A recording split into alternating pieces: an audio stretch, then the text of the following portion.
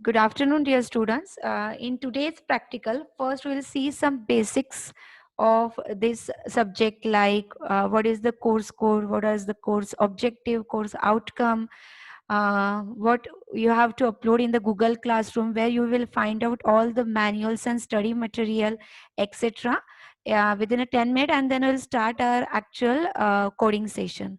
So the course name, you know that it is a DBMSL practical. The course code which is given by university is a 310247, and this course will be taken by me, that is Professor B.A. Khusra and Professor A.J. Shakadvipi uh, in sharing mode.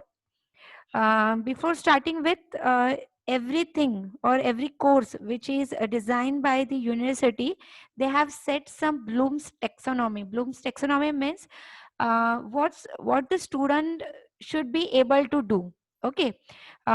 In this, if you see, there are total 6 Bloom's level which are used worldwide also.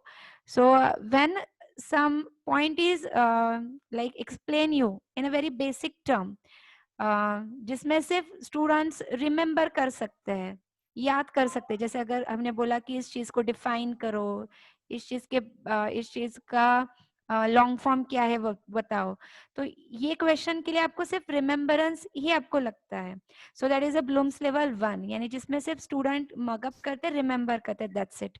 Second level जो होता है understanding, जिसमें कोई concept जब हम आपको बताते, explain करते, you actually understand that concept and then you give the answer. That is a level 2. Then level 3 is applying, means after understanding the concept which we have taught, you are able to apply that knowledge to create or to write a program. So that is applying. Then fourth one is analyzing. Analyzing means if one like अगर हम data structure का कोई छोटा example लेते हैं, जिसमें अगर मैंने बोला कि आपको 10 नंबर दिया, अभी आप उसको सॉर्टिंग करो, so you can write down the sorting algorithm. There are n number of sorting algorithm like quick sort और बबल सॉर्ट एक्सेट्रा एक्सेट्रा. लेकिन अगर मैंने बोला सबसे अच्छा एल्गोरिथम कौन सा है, so you have to analyse, you have to compare the methods and you have to pick up which one is best. So that is called as the analyzing. ये fourth level होता है, जिसमें student critical thinking करना सीखते हैं, चीजों को compare करते हैं. Then fifth one is evaluate. Evaluate मतलब जैसे अगर आपको कोई मैथमेटिकल का कोई एग्जांपल दिया है जिसको आप एक्चुअल सॉल्व करते हो और उसका आंसर आप फाइंड आउट करते हो, और वो आंसर क्यों आया उसको जस्टिफाई कर सकते हो. जैसे अगर मैं एग्जांपल दूसरा भी ले सकते हैं, अगर मैंने आपको कोई क्वेश्चन पूछा और मैंने बताया कि आपको क्या लगता है कि ये ऐसा, जैसे भी हमारे लेक्चर्स ऑनलाइन चल रहे हैं, तो मैंने आपको पूछा कि आपको क्या लगता है कि हमारे लेक्चर्स ऑनलाइन होने चाहिए या नहीं होने चाहिए और क्यों ऐसा लगता है. So that means you are giving the answer and you are also justifying your answer, why you have given that answer. That is evaluating, जिसमें आपका डिसीजन, आपका आंसर आप जस्टिफाई किया जाता है. That is a Bloom's level 5. वहां तक हम स्टूडेंट की सोच लेके जाते हैं. And six one is create. Create मतलब जिसमें एक्चुअल स्टूडेंट कुछ नया खुद का प्रोडक्ट बनाते हैं. तो डीबीएमएस में हमको लास्ट में एक छोटा प्रोजेक्ट बनाना पड़ता है, जिसमें आपको 4 जन का टीम बना के एक स्मॉल मिनी प्रोजेक्ट आप बनाते हो, तो जिसमें आप खुद का कोई एक प्रोजेक्ट प्रोडक्ट बनाते हो. So that is a Bloom's level 6. So this is a Bloom's taxonomy. कोई भी जो हमारा जो प्रोग्राम है, प्रोग्राम मतलब कंप्यूटर, हम जिसको ब्रांच बोलते हैं, दैट कंप्यूटर ब्रांच. तो एक्चुअली ब्रांच के बजाय जब हम एनबीए के लिए जा रहे हैं तो इसको हम प्रोग्राम ऐसा वर्ड देते हैं. तो after when you complete your degree of 4 year, okay, तो आपकी कौन से आपको प्रोग्राम आउटकम, आपको क्या आउटकम मिलना चाहिए. तो हमारा जो एजुकेशन सिस्टम है करंटली, आउटकम आउटकम के ऊपर चलता है. मतलब कुछ ना कुछ स्टूडेंट ने इसमें से गेन करना चाहिए. तो अगर आपको ये इमेज दिख रहा होगा, तो ये टोटल 12 प्रोग्राम आउटकम है जो स्टूडेंट ने गेन करना चाहिए after completing the engineering. Then अभी हम हमारे कोर्स की तरफ आते हैं, दैट इज डीबीएमएस. ये कोर्स का जब आप सिलेबस ओपन करोगे जो यूनिवर्सिटी ने दिया है, तो कोई भी कोर्स अगर आप लोगे तो उस कोर्स के सिलेबस के पहले 2 चीजें आपको दिखती है, that is a course objective and second is a course outcome. Course objective means ये कोर्स जब डिजाइन किया यूनिवर्सिटी ने तो क्या ऑब्जेक्टिव, क्या एम लेके उसको डिजाइन किया स्टूडेंट्स के लिए. So if you see there are 3 different objective और हर कोर्स के आगे मैंने एक कीवर्ड डाला है.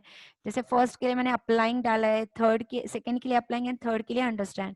तो मैंने इसके आगे ब्लूम्स लेवल लगा दिया है कि कौन से ब्लूम्स तक आपको ये अंडरस्टैंड होना चाहिए. तो जैसे फर्स्ट ऑब्जेक्टिव है to develop the basic, intermediate and advance database programming skills. तो डेटाबेस की प्रोग्रामिंग स्किल जो है आपके स्टूडेंट के अंदर बेसिक, इंटरमीडिएट और एडवांस लेवल तक डेवलप होना चाहिए. So you have to develop it something solution. इसके लिए हमने अप्लाइंग ये कीवर्ड लिया है. सेकेंड कोर्स ऑब्जेक्टिव है जो डिजाइन किया है इस सिलेबस के लिए, that is to develop basic database administration skill. एक पोस्ट होता है जब आप कंपनी में जाते हो, that is a database administrator. तो कुछ एडमिनिस्ट्रेशन लेवल की कमांड्स भी हम इसमें देखने वाले हैं. तो वो स्किल्स, वो कमांड्स भी आपको स्टूडेंट को परफॉर्म करते हैं आने चाहिए. That is a second objective. And third objective is to percept. Percept means to understand.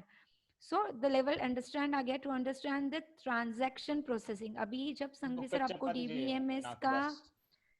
DBMS का सब्जेक्ट पढ़ाएंगे, ही विल అంటే ఎక్క చేయకు మొత్తం మళ్ళీ అక్కడనే పడతాయి. Please mute yourself. Who is Rahul Bettin, you please mute yourself. Okay, thank you. So this is the course objective. Then next is a course outcome. इसमें यूनिवर्सिटी ने हमको 2 कोर्स आउटकम दिए हैं. First is develop the ability to handle databases of varying complexities. तो कितना भी complex अगर आपका डेटाबेस आपको बनाने के लिए दिया जाता है तो आपको समझ में आना चाहिए कि वो कॉम्प्लेक्स डेटाबेस कैसे डेवलप करना है. सो वो एबिलिटी आपके अंदर आना चाहिए कोर्स पूरा सीखने के बाद. And second is use the advance database programming concept. तो जितने भी अभी लेटेस्ट प्रोग्रामिंग कंसेप्ट जो मार्केट में चल रहे हैं like SQL, no SQL, so you should able to understand and use that advance programming concept. तो ये यूनिवर्सिटी ने दिए हुए कोर्स ऑब्जेक्टिव है, लेकिन मैंने और शकदवीपी सर ने इस आउटकम को थोड़ा सा रिफाइन किया और एक आउटकम हमने इसमें ऐड किया है actually. So first two are same. Third, we have added implement a database-based application using front end and perform operation on database at runtime to design a sustainable system. ये हमने एक छोटा सा outcome add किया है जिसके लिए हम एक छोटा मिनी प्रोजेक्ट बनाने वाले हैं.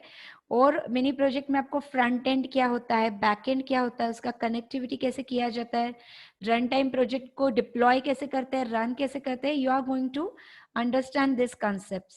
So these are the reformed COs by us. Then next, I have given the 4 different links here.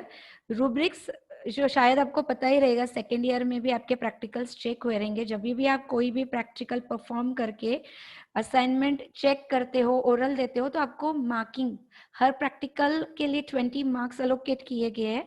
So how the 20 marks are divided, इसको हम रूब्रिक्स बोलेंगे. हम 1 बाय 1 सब चीजें डिटेल में देखेंगे. सेकेंड, गूगल क्लासरूम में आपको क्या क्या चीजें मिलने वाली है. डेटा जो है आपको कौन से ब्लॉक पे आपको like notes, presentation, where you are going to find out. और जो भी हम वीडियो भी रिकॉर्ड करने वाले हैं, ये रिकॉर्डेड वीडियो हम कौन से यूट्यूब चैनल पे अपलोड करने वाले हैं. तो हम 1 बाय 1 देखेंगे. जैसे मैं पहले रूब्रिक्स का लिंक ओपन कर रही हूँ यहाँ पे. So if you see this is our rubrics में हमने ये क्राइटेरिया अगर आप देखोगे तो हमारे 5 क्राइटेरिया है. तो उसको हम शॉर्ट में बोलते हैं WCDVT. सो W में राइटअप, जो भी आप राइटअप्स लिखने वाले हो, तो आउट ऑफ 20 आपके 4 मार्क्स आपके राइटअप के लिए, आपके हैंड राइटिंग के लिए, नीटलीनेस, क्लीनलीनेस, एवरीथिंग जो हमारे एक्सपेक्टेशन उसको अगर मीट होता है तो आपको आउट ऑफ 4 मार्क्स मिलते हैं. ये हो गया W के बाद C आता है. C means correctness of program. जो भी हम कोड आपको एक्सप्लेन करेंगे, आपको वो कोड रन करके और अपलोड करना रहेगा अपने गूगल क्लासरूम में. तो आपका कोड कितना आपने करेक्ट लिखा हुआ है, कितना प्रॉपर लिखा है, इसको 4 मार्क्स है. Then D means documentation of program. जब आप प्रोग्राम को अपलोड करते हो उसमें आपने कितने प्रॉपरली कमेंट्स डाले हुए हैं, तो ये सब उसके इंडेंटेशन कितने प्रॉपर दिए हुए हैं. तो ये सब चीजें, इसके डिस्क्रिप्शन यहाँ पे आप देखोगे कि 4 मार्क अगर फर्स्ट ये सब प्रॉपर है तो 4 mark, this one is then 3rd mark. Likewise आपके 4 मार्क्स को डिवाइड किया है. 4 means excellent, 3 means good, 2 means fair, 1 means poor, you need the improvement. ऐसे मार्क्स का डिवाइडेशन है.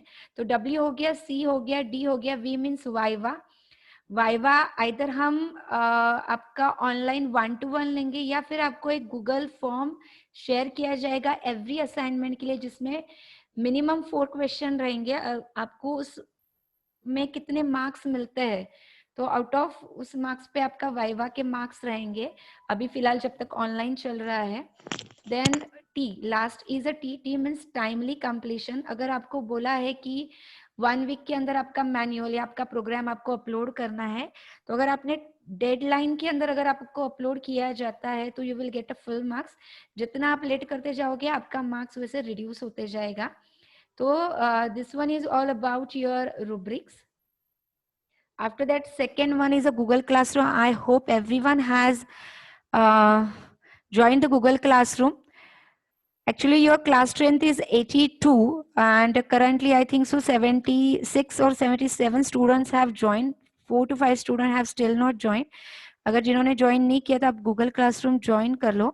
यहाँ पे आप गूगल क्लासरूम में जैसे क्लिक करोगे तो जैसे आप क्लास वर्क पे क्लिक करोगे you will find out some tabs are created. तो सबसे नीचे आप देखोगे मैनुअल का टैब क्रिएट किया है, जिसमें अभी तक हम लोगों ने 6 मैनुअल्स जो है, फर्स्ट 6 मैनुअल्स जो है वो आपको अपलोड कर दिए हैं. If you have a pages you can write down that manuals on the pages. अगर आपके पास पेजेस नहीं है तो आप एक नोटबुक बना के उस नोटबुक में ये मैनुअल्स लिखना स्टार्ट कर सकते हो. हर मैनुअल के ऊपर एक टेबल बनाया हुआ है WCDVT नाम का, वो टेबल होना चाहिए. Assignment number, title, your name, your roll number, your class, ये फ्रंट पेज हर असाइनमेंट के ऊपर होना चाहिए, जिसमें जब हम मार्क्स देंगे वो वहां पे ऐड होने वाले हैं. So you will find out all your manuals here. Second, हमने यहाँ पे क्लास वर्क में एक टॉपिक बनाया दैट इज अ सर्टिफिकेशन, जिसमें कुछ सर्टिफिकेशन जो फ्री थे कुछ पीरियड के लिए उर्मी के दिए हुए, तो वो मैंने यहाँ पे अपलोड किए थे. It is expected you have to register for that course, any of the course and complete that course, जिसमें से वीडियोस होते हैं उर्मी के अंदर, जिससे आपका जो नॉलेज है इस सब्जेक्ट का वो थोड़ा सा आपका गेन होता है, इम्प्रूव होता है.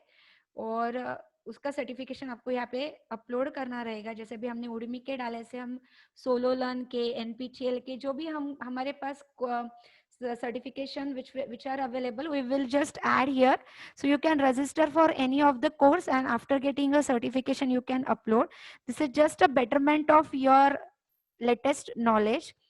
Then next is a notes and presentation. Whatever the presentation we are preparing for your practical, you will find out that notes and presentation will be uploaded here. Then next is the attendance. Like every day we are taking a screenshot of your attendance, or you have to write down your roll number and name in your chat window. So your daily attendance we are also going to like upload here. So you will find out everything here. जो अलग-अलग tabs जो है आप Google Classroom में check कर सकते हो. Then next is a blog address. So if you go and type on a Google like bhavnakhimsra.com और शकत वीपी सर का भी blog है अमोल शकत वीपी सर के नाम से. So you just find out the blog name. तो अगर आप मेरे ब्लॉग पे जा रहे हो तो वहाँ पे प्रैक्टिकल सब्जेक्ट के अंदर when you click on practical subject there is a DBMSL tab is there. You will find out there are 3 different tabs, but no need to click on a manual because manual is already I have uploaded on your Google Classroom. You just have to click on a notes and presentation. So when you click on notes and presentation, you will find out like if you are going at below, you will find out all the presentation of all your practicals. Up to 15 practicals are uploaded here.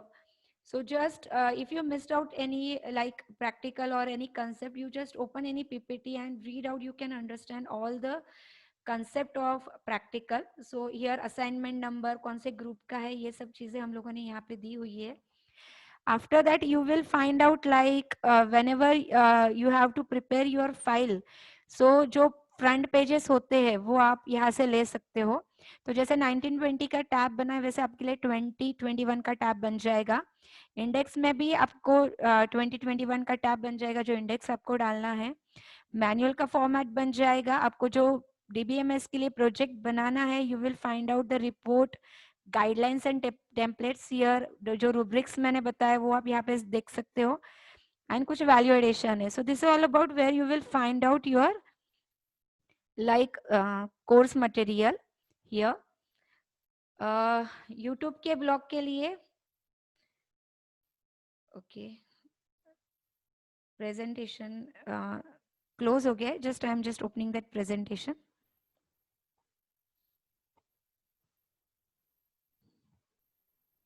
Okay, so here if you click on a YouTube link, तो जैसे ही आप इस link पे click करोगे, so you will find out a YouTube channel, या फिर आप YouTube पे जाके भावना खिमसरा भी अगर आप टाइप करोगे तो यहाँ पे DBMS करके एक प्लेलिस्ट मैंने बनाया हुआ है जिसमें जो भी हमारे प्रैक्टिकल के YouTube के वीडियोस बनेंगे, you will find out the videos there. If you miss out any practical, so that will be also uploaded here. So that is for your backup purpose. And last one is how we are going to take the attendance. If you see here for attendance marking, I already told आपके Zoom के settings में जाके वहाँ पे basic पे click करके आपका जो डिस्प्ले नाम आता है उसको परमानेंटली चेंज कर दो with your roll number underscore your name. इसके अलावा जैसे ही, ये सिर्फ मेरे सब्जेक्ट के लिए नहीं है, हर सब्जेक्ट के लिए चैट विंडो में जाके आपको आपका रोल नंबर एंड नेम डालना है. अभी यहाँ पे मैं देख रही हूँ तो काफी जन ने यहाँ पे ऑलमोस्ट ऑलरेडी वो दे दिया गया है, तो ये आपके अटेंडेंस के लिए रहेगा. सो this is all about the introductory part. इसको भी हम क्लोज कर रहे हैं. इसके अलावा फर्स्ट जो प्रैक्टिकल है मेरे ब्लॉग से, मैंने फर्स्ट प्रैक्टिकल का जो प्रेजेंटेशन है वो ओपन किया है because you should know some basics of DBMS before we are starting the actual practical here. So MySQL का हमने शॉर्ट में एक इंट्रोडक्शन हम थोड़ा देखने वाले हैं. तो MySQL is nothing but it is a database management system software जो एक कंसेप्ट पे डिजाइन किया है, जिस कंसेप्ट का नाम है RDBMS, that is relational database management system. तो अभी मुझे ये आपको बताना है कि क्या होता है डेटाबेस, यानी क्या होता है डेटाबेस मैनेजमेंट, मतलब क्या होता है डेटाबेस मैनेजमेंट सिस्टम, क्या होता है, एंड RDBMS क्या होता है. तो हम शॉर्ट वन बाय वन देखेंगे. Like you know all about the data. तो जैसे यहाँ पे अगर हम बोलते हैं कि डेटा यानी क्या होता है, तो कंप्यूटर में everything that you are storing it all about the data. तो जब आप इस डेटा को, रिलेटेड डेटा को एक जगह पे स्टोर करते हो आपकी कंप्यूटर में, उसको हम बोलते हैं database. So database is a collection of all related data. So that is a database. उस को स्टोर करने के बाद काफी बार आप डेटा को ऐड करते हो, अपडेट करते हो, डिलीट करते हो. So you make some changes in your data.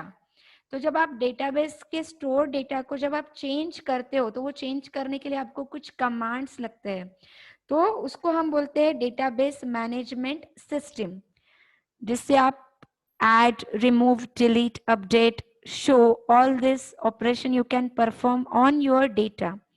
अब ये डेटा आप कहाँ कैसे कैसे फॉर्म में स्टोर कर सकते हो. You can store the data in a notepad, you can store the data in a word, in a power point, in an number of different manner. लेकिन अगर मैंने एग्जाम्पल आपको बताया कि स्टूडेंट का एक टेबल है, जैसे आपके आपके क्लास का जो डेटा है उसको हमको उस डेटा को मुझे स्टोर करना है. तो एग्जाम्पल हो, जैसे मैंने अगर अभी यहाँ पे वर्ड ओपन कर दिया, ओके, और यहाँ पे मैं बोल रही हूँ चलो आपकी क्लास के जो स्टूडेंट है उसका सब डेटा मुझे स्टोर करना है. तो यहाँ पे मैंने डाल दिया लाइक रोल नंबर, फिर मैं बोल रही हूँ लाइक मुझे नेम चाहिए, then I tell that address चाहिए, एक्सेट्रा एक्सेट्रा. इसके बाद मैंने डाल दिया यहाँ पे रोल नंबर 1, ओके, उसके बाद डाल दिया कुछ नाम डाल दिया, देन मुझे एड्रेस चाहिए तो वो डाल दिया. ऐसे मैं यहाँ पे डेटा स्टोर करती हूँ. सो that is a textual manner. अब इसमें से यहाँ पे तो सिर्फ एक रोल नंबर डाला है. एग्जाम्पल लो, अगर मैंने यहाँ पे 100 स्टूडेंट का लिस्ट डाल दिया है और मैं आपको बता रही हूँ कि मुझे सिर्फ नासिक में जितने स्टूडेंट है रहते हैं और उनका ही सिर्फ डेटा चाहिए, तो you can not apply any filter, you can not apply like any technique where you can find out the data which will satisfy some criteria.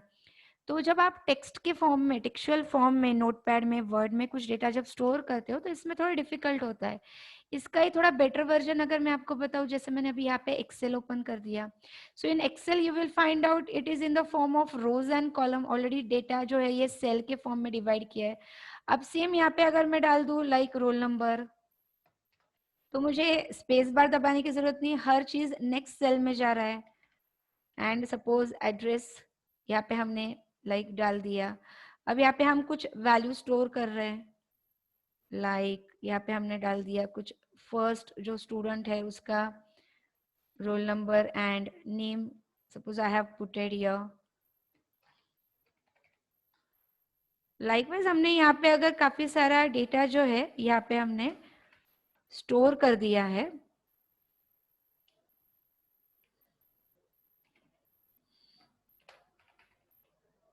Suppose I just write down the 5 values here. Okay.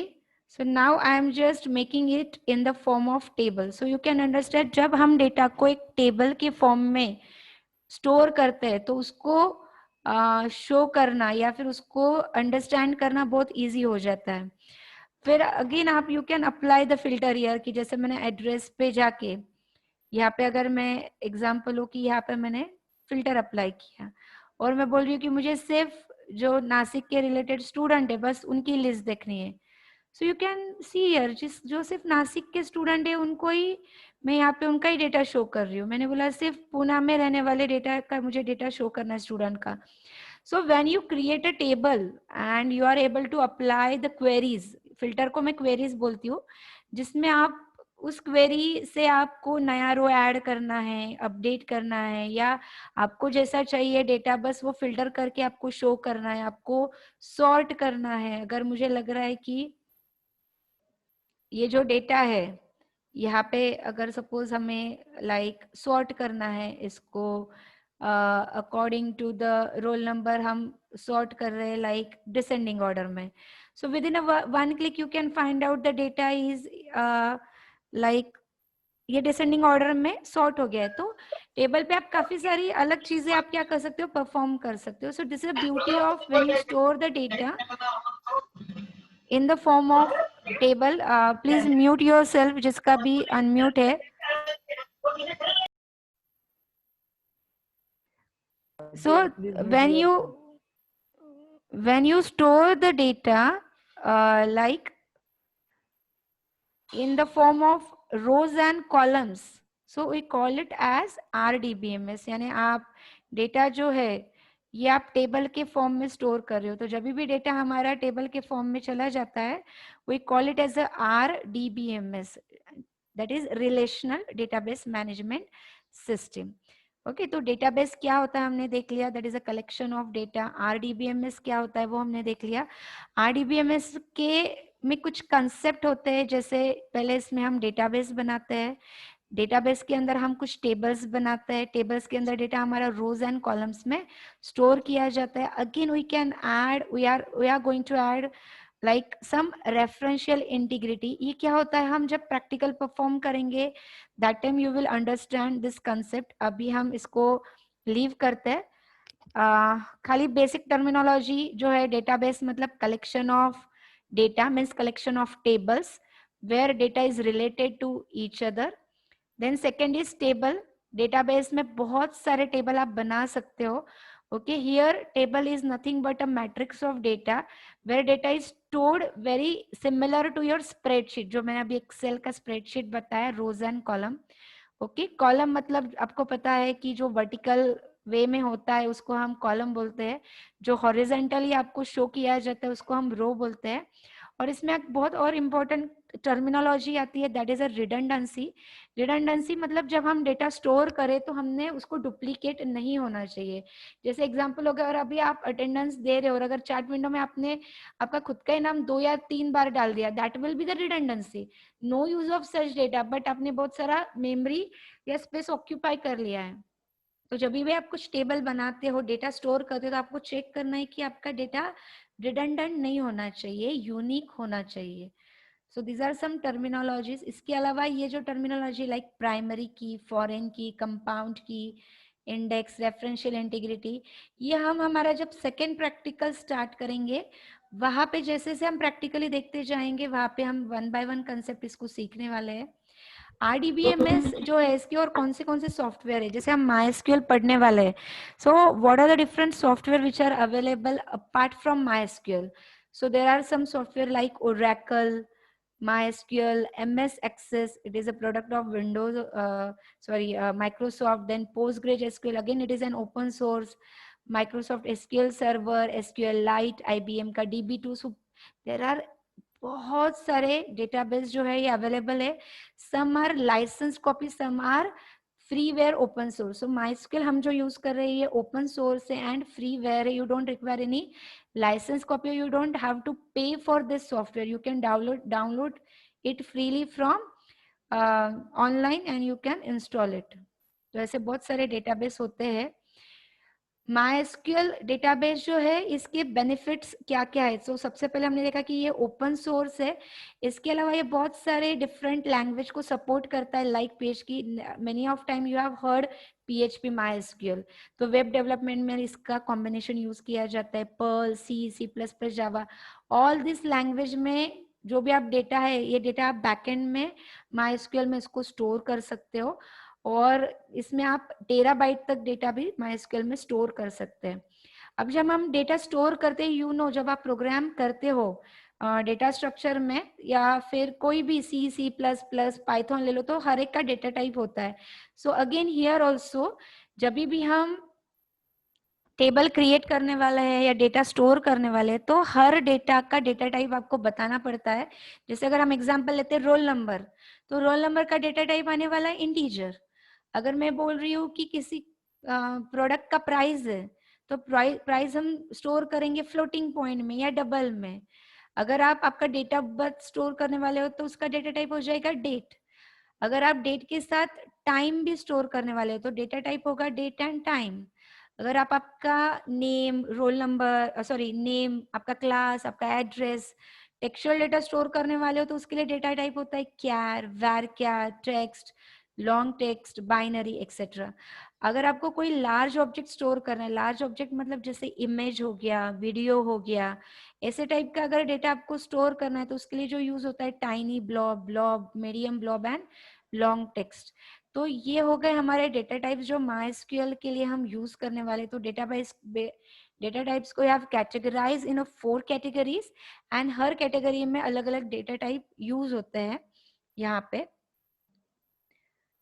Then हमने commands already देख लिए install करने के लिए. I hope you have all installed the MySQL on your either mobile, laptop और machine. आप ready रहोगे practical करने के लिए.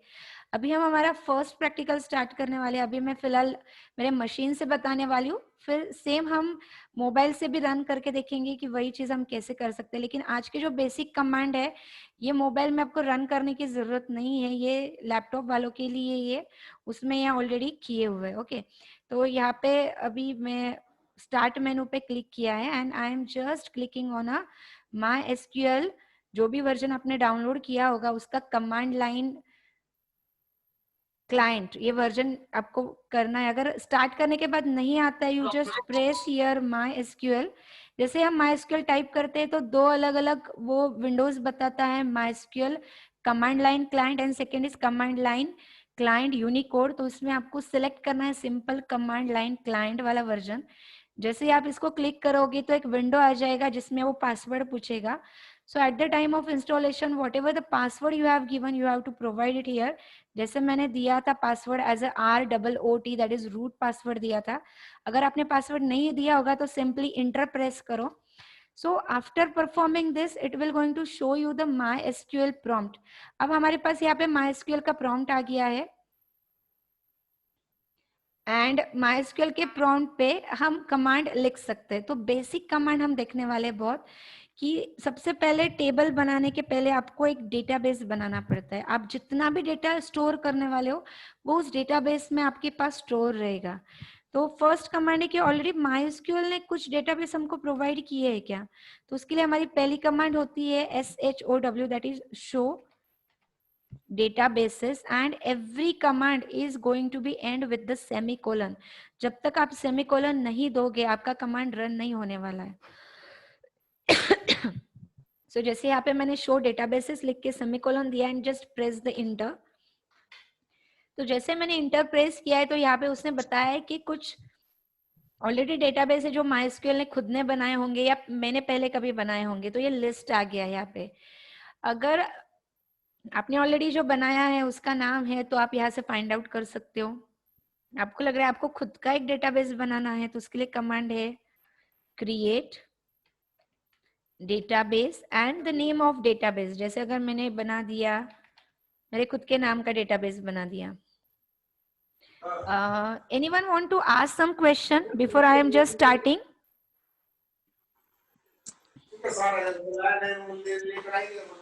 Dear student, please mute yourself. No, ma'am. किसी ने तो भी हैंड रेज किया था, इसके लिए मैंने पूछा does anybody is having any issue. अब तक जो बताया वो समझ में आया है आपको सबको? कहाँ पे क्या मिलने वाला है आपको? डेटाबेस क्या होता है, MySQL क्या होता है? Yes, ma'am. Okay Yes, ma'am. Okay okay. अभी हमारा 5 मिनट का ही टाइम बाकी है. अगर हमारा कमांड खत्म हो जाता है तो बहुत अच्छी बात है, नहीं तो आपको वापस रीजॉइन करना पड़ेगा 5 to 10 मिनट के लिए, क्योंकि हम डायरेक्टली नेक्स्ट वीक में ही मिलने वाले हैं. तो हमारा आज का पॉइंट हमको खत्म करना है. तो अगर मीटिंग एंड हो जाता है, request everyone to just start again the meeting, join again the meeting. So यहाँ पे मैंने लिखा है, अभी हम वापस जाते हैं क्रिएट डेटाबेस. डेटाबेस का नाम तो जैसे यहाँ पे मैं मेरा खुद का नाम दे सकती हूँ. मुझे लग रहा है कि DB2 नाम देना है, आपको लग रहा है कि T नाम देना, any name you can give. तो सपोज यहाँ पे मैंने अगर T नाम डाल दिया और वापस मुझे पहली वाली कमांड रन करनी है, तो कीबोर्ड पे आपको वापस टाइप करने की जरूरत नहीं. पहली वाली कमांड अगर आप अपर एरो यूज करते हो, जैसे अपर एरो हो गया, लोअर एरो हो गया, तो प्रीवियस यूज की हुई कमांड ऑटोमेटिकली आ जाती है वहां पे. तो यहाँ पे मैंने अभी अपर एरो दबाया तो प्रीवियस कमांड आ गई. तो मुझे उसके ऊपर वाली भी कमांड चाहिए, अगेन एक बार एरो दबा दो तो प्रीवियस वाली कमांड जैसे शो डेटाबेसेस आ गई. So now you can see कि यहाँ पे हमारा जो डेटाबेस है T नाम का, तो स्मॉल t आप कैपिटल भी दो तो भी ये जब स्टोर होगा टेबल का नाम या डेटाबेस का नाम, सॉरी, तो ये लोअर केस में स्टोर हो जाता है. तो जैसे यहाँ पे T सेकेंड लास्ट टेस्ट के ऊपर आया है T, तो ये डेटाबेस हमारा क्रिएट हो गया है. अब हमको जो भी डेटा स्टोर करना है उस डेटाबेस के अंदर स्टोर करना है. तो उस डेटाबेस के अंदर इंटर करने के लिए हमको जो सेकेंड कमांड यूज करनी है that is a use and the name of database. तो डेटाबेस का नाम है हमारा TE, तो use and name of database. तो यहाँ पे लिख के आया है जैसे डेटाबेस चेंज. तो अभी आप चले गए हो T ये डेटाबेस के अंदर. ओके. अगर आपको लग रहा है कि आपने जो डेटाबेस बनाया था वो डेटाबेस अभी आपको नहीं चाहिए, आपको उसको ड्रॉप करना है, मतलब डिलीट कर देना है, so you can also delete. मतलब आप क्रिएट कर सकते हो, आप उस डेटाबेस को यूज कर सकते हो, आप उस डेटाबेस को ड्रॉप भी कर सकते हो. अब अगर मैंने यहाँ पे कमांड डाल दी है drop database and name of database, इसका सिंटैक्स है ड्रॉप डेटाबेस और जो डेटाबेस आपको ड्रॉप करना है. सपोज मैंने यहाँ पे T डाल दिया और वापस अभी मैं कर रही हूँ show databases. So you can see T नाम का जो डेटाबेस है, अब ये मेरे लिस्ट जो है वो लिस्ट से यहाँ से रिमूव हो गया है. So we will just again revise the command. Okay, तो वन बाय वन अभी हम कमांड जो है वो देखेंगे. सबसे पहले हमने देखी कमांड शो डेटाबेसेस सेमीकोलन, जिससे आपको लिस्ट मिल जाएगा.